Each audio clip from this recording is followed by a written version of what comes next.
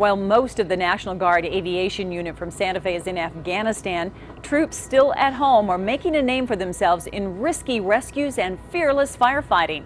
Just last week, a chopper pulled off a dramatic rescue mission on Sandia Crest. And today, some of the crew members were honored in Santa Fe.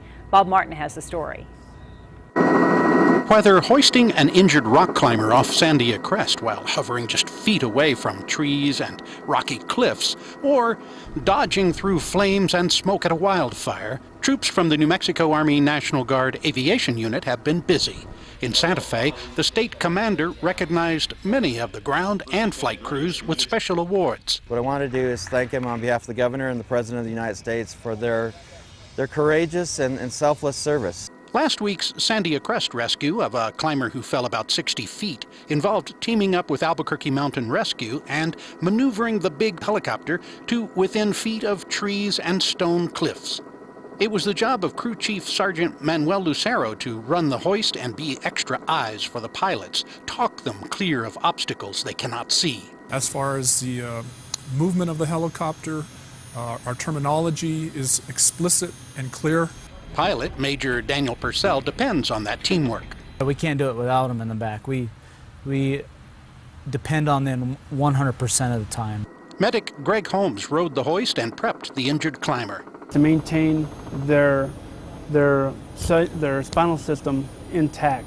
They're not being jostled around or moved a lot. Flight surgeon Craig Gilcrease was along just in case. A loss of consciousness is an indication that they've suffered some degree of head injury. A fall, greater than twice your height is pretty significant. The flight crews will be the first to tell you that any mission begins long before that actual flight.